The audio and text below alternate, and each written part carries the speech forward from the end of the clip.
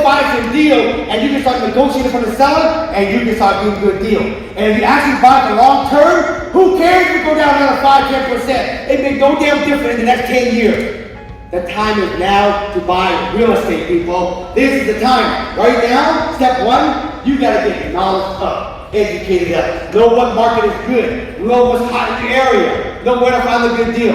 Number two, take the action. Start putting those information and all the strategies to work and start finding deals. I was telling my friend tomorrow, bro, it's time for you to kill this Arizona market. You gotta get the knowledge, you gotta put it out, get it to work. When you start putting the action, you start making some money. When you make money, start accumulating real estate. When you get enough doors, let's say you want 25,000, when you get 10 doors, if that's gonna stay out of the rat race, stop for a minute. Next phase, pay it off. Once it's paid off, you have 25,000, debt free, now you can play real estate for the fun of it. With no shotgun in the back of your head. You got peace of mind. Now, go ahead and grow it if you choose to. This is the path I saw taught me from day one, and this is the path I've been on. And when I got my goal in software taught me, my goal was $25,000 passive income. I hit it when I was 40 years old. From 40 until now, I went from $25,000 to $100,000 a month in passive income. That's how crazy it is when you play this game and you never catch. You can look at selling an open eye and go, oh, I'm not interested, the price is too high. But if you'd like to take an offer, I'm happy to buy it from you right now. No attachments. That's the best place to be at. Folks, this is the most simple roadmap to wealth. Everybody complicated. Please, take a picture of it. Remind yourself, right now, it's time to double down on education, okay? A syndicator is, if anybody wants to raise money, it's the number of people who, if you had a deal, would give you money. That's the only constraint, the only bottleneck, really, that is in real estate at this level. What I mean by that is everything else is, okay, you make twice as many offers, you meet with twice as many people. It's the relationship thing that's very, very difficult. So that's why I built a text letter, people have newsletters, and I'm on yours. Like, there is, it's the number of people who would trust you with their money if you had an offering. So, the advice, if I can give any advice to myself, as a 21-year-old, it's to build a list of people. And I mean phone numbers or email addresses or both. If you have that and you communicate with them regularly, 5 years from now, 10 years from now, you'll have, today I've got, what do I know, call it 10,000 people on my list. If I had started this 10 years ago making that list, I'd have 100,000 people on my list. And I could do 10 times more deals than I'm doing today. So it's all, like, it's a direct correlation to the number of people that you have their email and their phone number and that would trust you. So if you, do that and you got the relationship nailed.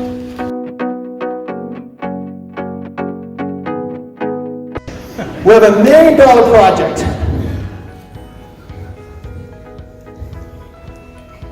Okay?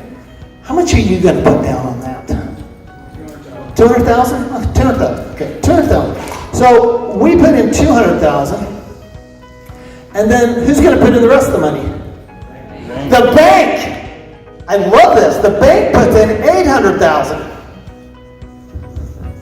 Who gets all the depreciation? You do! You get on this number, not this number, debt. This is very important to remember. The magic of real estate is debt and taxes. The magic of real estate is debt and taxes. Without debt, real estate's an average investment. With debt, it's an amazing investment. Same from a tax standpoint. All right, so we got $1 million here. We just said that 30% is going to be allocated to something I'm going to get to deduct in year one.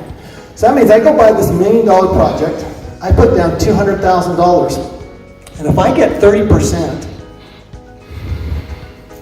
my deduction the first year is right around $300,000. Take 1 minute and explain that to your neighbor. Ready, go.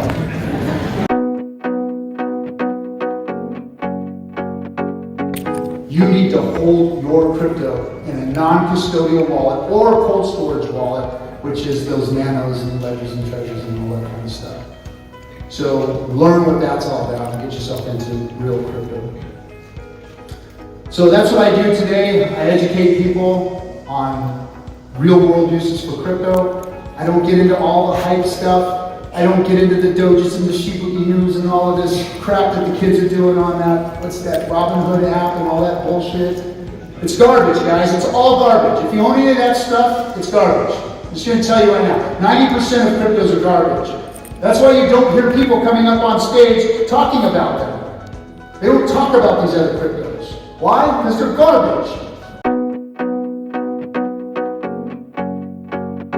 Duplex. And let's say he owns it free and clear. The insurance doesn't cover the wreck, it's a bad wreck. The car wreck victim and their attorney can go after the duplex. And if it's held free and clear, then there's no bank to worry about because the bank has first dibs. If the bank has a first deed of trust, then the car wreck victim can only get what's after the deed of trust. So the property's worth $300,000, the bank has first dibs on $100,000, first deed of trust. The car wreck victim could get $200,000, right? Not a good position to be in, okay? Let's look at a better way. Okay, we put John's property into an LLC. So there are two steps. The first step is we form the LLC. What's the second step that people sometimes forget? To move the house into LLC? You've got to transfer title into the name of the LLC. That's a key step. And you're going to use a grant deed or a warranty deed. And people say, well, I'm just going to use a quitclaim deed. And they mispronounce it as quick, like it's quick and easy. I'm going to use a quick claim deed. And with the quit claim deed, you sever your title insurance. All right? So you always want to use a grant deed or a warranty deed when you're transferring title. And how many people have heard the old, oh, they're going to call the note, it's a due on sale clause problem? How many have heard that? Here's the magic language. Continuity of obligation. First of all, you haven't sold the property. You're just transferring it from your name into the name of the LLC. There's no sale there. Secondly, continuity of obligation says the bank, when you transfer title from your name into the LLC, the bank still has your personal guarantee. That doesn't go away.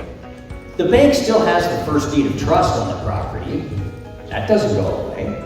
So there's a continuing obligation on your part to pay the bank. And so I just never worry about the scare of the due on sale clause. We just don't see it. You know, you'll take title in your name and 2 days later, transfer it into the LLC. And most banks have gotten good about this. They understand why you would hold it in an LLC. And I would argue that the bank is better protected by having title in your LLC. It means it's less likely for someone else to try and sue you and from the outside and try and get at the property. So the banks have gotten pretty good about this, all right? So, the title, we've set up the LLC, title is in the name of the LLC. On the inside attack where the tenant sues, what can the tenant get? Everything in the LLC. Can he get beyond to John's assets? No. All right? So, if he can get everything inside the LLC, and the property is worth $300,000, and you have a loan, a first deed of trust, of $250,000, what can he get? $50,000. Now, so debt is a form of asset protection, right? Think of debt as a form of asset protection. And with $50,000 in equity there, you're going to have to sell the property at a discount at a fire sale. You're going to have to pay commissions and stuff. I would argue that even they're not going to go after the $50,000 because they're not going to get $50,000. And that attorney is on a contingency fee, right? And so is he going to spend a bunch of time and energy to get at maybe $10,000? No. So, you can have a little bit over, but let's talk about the other case. The duplex LLC owns 10 properties. What happens then? Get the equity in all 10. So, I'm not a big fan of having too many properties in one LLC.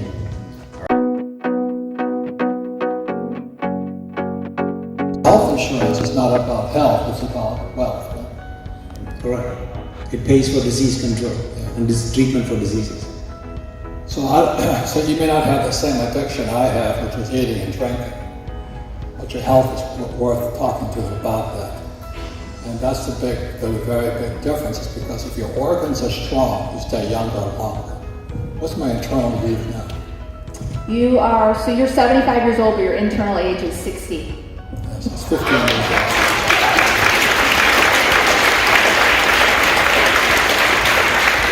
And so I do V-cell treatments. I'm thinking about taking them intravenously, because what Nicole is on is the leading edge of medical technology, and health insurance will never cover it. So if your health is important to me, health is more important than wealth. So that's why I thank you for that. Thank you. Thank you, brother.